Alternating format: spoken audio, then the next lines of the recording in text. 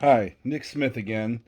For this post, I chose Staff Turnover, the podcast with Dr. Brian Wine of the Fison Center. The podcast was technical, and I wondered how this could be relevant to schools in the classroom. But after listening to it several times, I see the importance of these points can help both students, staff, and administration. The purpose of this podcast was to discuss aspects that can help understand turnover and what can be done to prevent it. There has not been a lot of research on this topic because it is out of most people's comfort zone and the topic itself doesn't really lend itself to research. Dr. Wine says turnover can be good, neutral, or bad.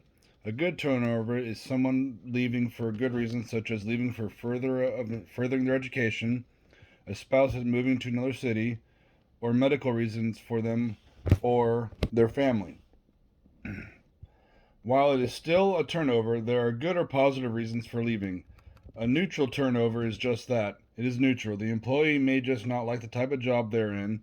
A bad turnover is one that leads to termination or separation.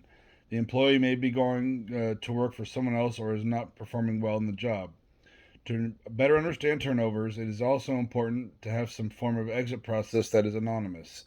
An employee will probably not tell the truth face to face when leaving, but they might complete anonymous forms when they tell the truth. Another topic Dr. Wine discussed was burnout.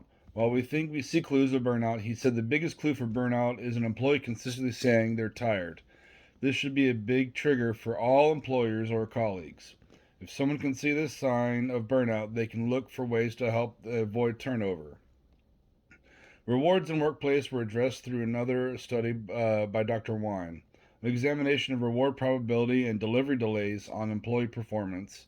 The conclusion was that the people that do perform for rewards as long as they know the rewards will come. The study focused on delays up to 32 days. The employees stayed constant with the delays but decreased when they thought the reward wasn't going to be delivered.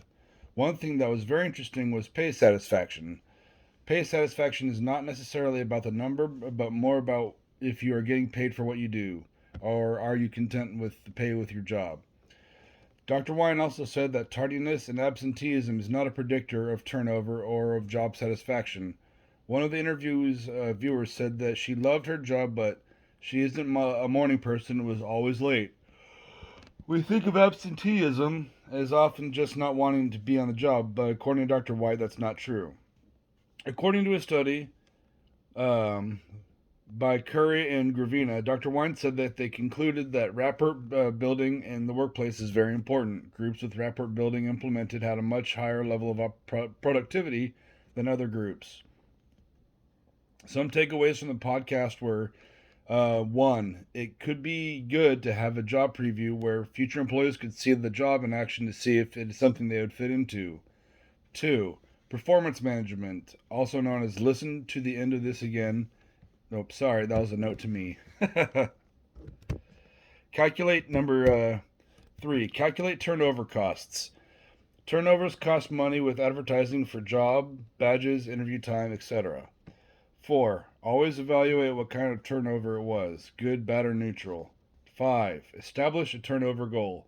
What percentage of turnover do you want or want to prevent? And number 6, have intervention plan if turnovers are too high. Thank you very much.